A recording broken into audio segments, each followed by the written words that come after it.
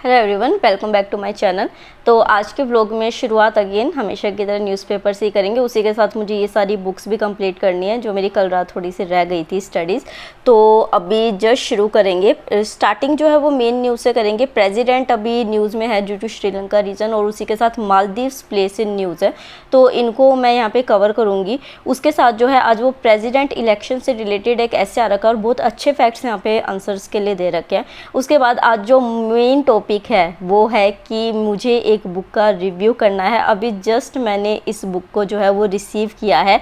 The book is the answer writing manual of Srishti Deshmukh ma'am.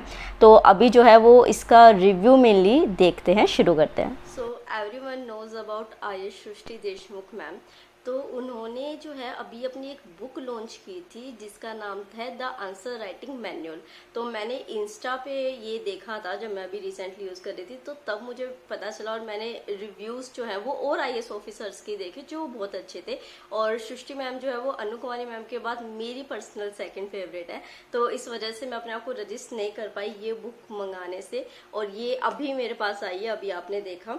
तो अभी मैं इसका पूरा डिटेल रिव्यू करूंगी। मैंने पूरी इसको देख लिया है अच्छे से, और अब मैं आपके साथ पेज बाय पेज जो है इसको शेयर करूंगी। और आप मेरे फेस की कुछ चीज़ें देख ही सकते होंगे कि मुझे ये बुक अच्छी लग रही है, तभी मैं ऐसे खुशी खुशी आपके साथ शेयर कर रही हूँ। तो चलो एक एक पेज को डिस्कस करते हैं, देन उसके बाद इसका क्या एक क्रंच निकलेगा उसको डिस्कस करेंगे। तो see this is the book जो अभी आई है। इसका फर्स्ट पेज जो ओपन करते हैं तो मैम के थ्रू जो है ये एक प्यारा सा नोट दिया गया है सबके लिए, और उसी के साथ ये भी कहा गया है कि अगर 1 वीक में कोई इस बुक को खरीदता है तो इस QR कोड को स्कैन करके जो है वो सृष्टि मैम से जो है वो डायरेक्टली डिस्कशन, उनके साथ डिस्कशन सेशन में ज्वाइन कर सकता है। सो ये मैं अभी थोड़ा साइड में रख देती हूँ। देन ये फर्स्ट पेज ऐसे खुला। ये 450 की बुक जो है वो मेंशन है यहाँ पे प्राइस। मैंने इसको अमेजोन से मंगाया तो ये मुझे 395 की पड़ी है।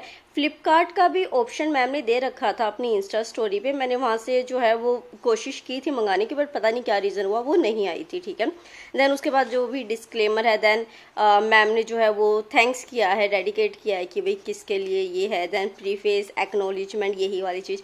अब जो है वो इंडेक्स पे आ जाते हैं।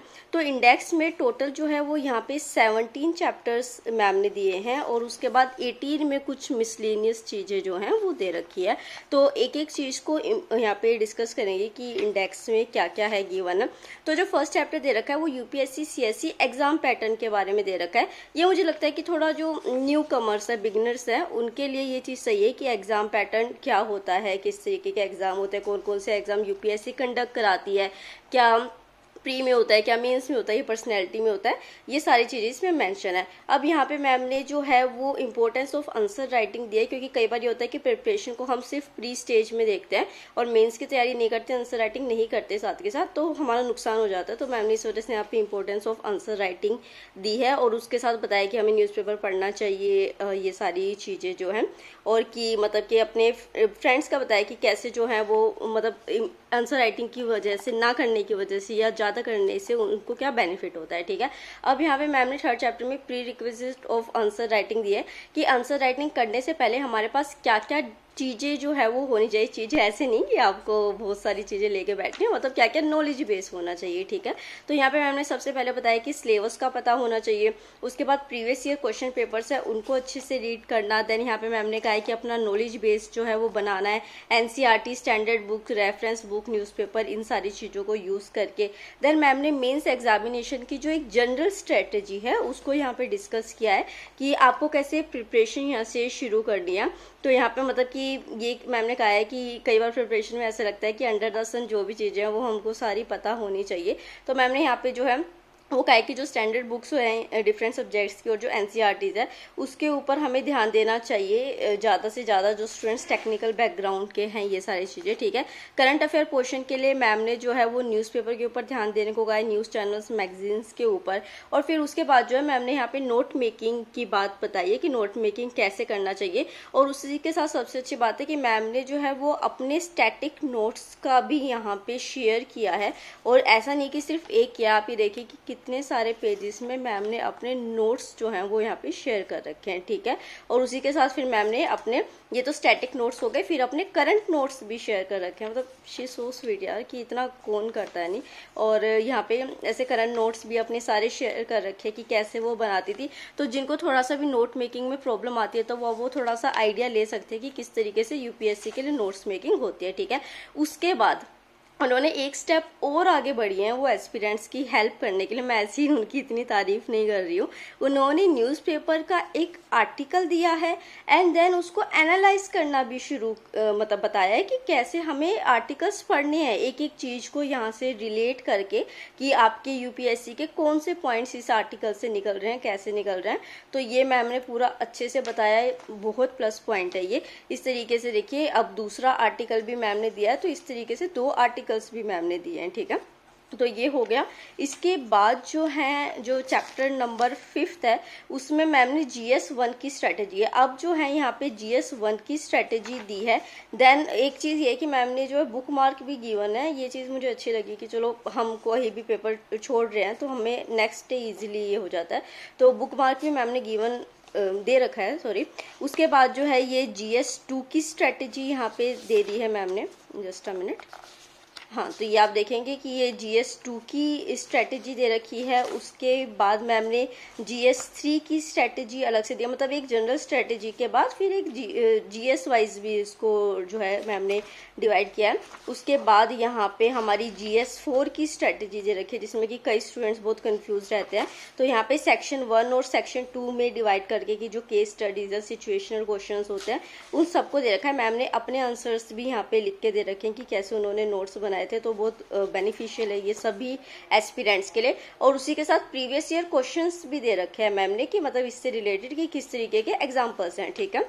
तो इस तरीके से ये GS1 हो गया। अब जो है मैम ने क्वेश्चन डायरेक्टिव्स इसमें दिए हैं कि यहाँ पे आप देखिए कि क्वेश्चंस को हम डिकोड कैसे कर सकते हैं। मतलब कि अगर मान लीजिए कि कोई क्वेश्चन है, तो क्वेश्चन का वर्ड है डिस्कस, तो उसका क्या मीनिंग है, डिस्क्राइब का क्या मतलब है, डिस्टिंग्विश, डिफ्रेंशिएट। तो मतलब कि इस तरीके के वर्ड को देख के आप समझ सके कि क्वेश्चन में आपसे पूछा क्या गया है, ठीक है। तो एक एक वर्ड यहाँ पे मैम ने दे रखा है। उसके बाद डिकोडिंग द क्वेश्चन, कि जब क्वेश्चन आपके सामने आता है तो आप डिकोड कैसे करेंगे कि आपसे उसमें पूछा क्या गया है, एक एक कीवर्ड को देख के, ठीक है। तो ये तो बहुत डिटेल में हो जाएगा, हम एक एक चीज़ नहीं शेयर कर सकते। ये बुक इतनी साइंटिफिकली डिज़ाइन की है ना मैम ने, बहुत अच्छी तरीके से एग्जाम्पल्स मैम ने साथ के साथ दिए हैं कि ये एग्जाम्पल है, ये ऐसे करना है। मतलब क्वेश्चन बहुत अच्छे तरीके से, मतलब बहुत मेहनत लगी यार, साफ पता चल रहा है इस बुक को देख के। फिर उसके बाद मैम ने डिकोडिंग द आंसर इसके साथ किया है। अब आप समझ रहे होंगे कि मैंने व्लॉग में अपना स्टडी रूटीन इतना क्यों नहीं दिखाया, क्योंकि यही बुक जो है वो रिव्यू में इतना टाइम ले रही है, ठीक है। तो इस तरीके से जो है हमें क्या क्या चीज़ें यूज़ करनी चाहिए अपने आंसर्स में, ये है। अब सोल्ट ऑफ आंसर राइटिंग आ गया कि आंसर राइटिंग में क्या क्या चीज़ें ज़रूरी होनी चाहिए ताकि वो आपके आंसर को डिफरेंट कर सके। फर्स्ट मैम ने डिस्कस किया फैक्ट्स एंड स्टैटिस्टिक्स के बारे में जो हमें यूज़ करने हैं। देन कॉन्स्टिट्यूशनल रेफरेंस दो, गवर्नमेंट स्कीम्स को मैंशन करो अपने आंसर में, सुप्रीम कोर्ट की जजमेंट और लॉस को मैंशन करो। उसी के साथ इंटरनेशनल ऑर्गेनाइजेशन की जो रिपोर्ट्स है उस टॉपिक से रिलेटेड, गवर्नमेंट कमिटीज़ उनकी रिपोर्ट्स हो गई, फ्लो चार्ट्स हो गए, मैप्स हो गए। अब जो ये स्टूडेंट्स कह रहे हैं ना कि न्यूज़पेपर पढ़ने की जरूरत नहीं है, सिर्फ मंथली मैगजीन से करंट अफेयर कर लो, प्री निकल जाएगा, मेंस नहीं होगा। मैम ने खुद अपनी बुक से अब ये बात जो है वो बता दी है। फिर यहाँ पे डायग्राम्स, एग्जाम्पल्स हो गए, डेफिनेशंस हो गई, कीवर्ड्स हो गए, ये सारी चीज़ें जो है। फिर मैम ने क्वेश्चन एंड आंसर का एनालिसिस दे रखा है यहाँ पे कि किस तरीके से कोई क्वेश्चन है तो उसको आप कैसे डिवाइड करेंगे और कैसे कैसे जो है वो इसको करेंगे। हर क्वेश्चन को दे रखा है, जैसे GS2 का हो गया, GS1 के क्वेश्चन हो गए। तो देखो ये तो बहुत ज़्यादा डिटेल में, तो अभी मैं नहीं दिखा सकती इस चीज़ को, कभी और जब व्लॉग में आप इसको देख सकते हैं, ठीक है। उसके बाद मैम ने यहाँ पे जो एसे राइटिंग है उसको भी डिस्कस किया, बिकॉज सबको पता है कि GS में फिर भी मार्क्स थोड़े आसपास के हो जाते हैं, बट एसे और जो ऑप्शनल होता है वो आपके मार्क्स को बहुत अच्छा कर सकता है। तो मैम ने एसे राइटिंग का पैटर्न और सिलेबस जो है वो क्या है कि किस तरीके से बहुत बच्चों के इश्यूज रहते हैं कि कैसे जो है वो हमें ऐसे को प्रिपेयर करना चाहिए, क्या उसके सोर्सेज होते हैं। बहुत सारे स्टूडेंट्स को इस चीज़ के लिए प्रॉब्लम होती है। और जो है मतलब कि मैम ने फिर अपना ऐसे भी यहाँ पे दिखा रखा है कि वो कैसे लिखती सकती थी, और लैंग्वेज और वोकेबलरी को कैसे लिख सकते हैं, ऐसे राइटिंग प्रैक्टिस हम कैसे कर सकते हैं, ये सब मैम ने यहाँ पे दिखाया है। फिर कि हम अगर जब जाएंगे पेपर में तो हमें अपना टॉपिक कैसे चूज़ करना है, कि हमें ऐसे जो है वो कैसे लिखना है। फिर मैम ने यहाँ पे जो है ऐसे के क्वेश्चंस भी दे रखे हैं ताकि हम इसको प्रैक्टिस कर सके।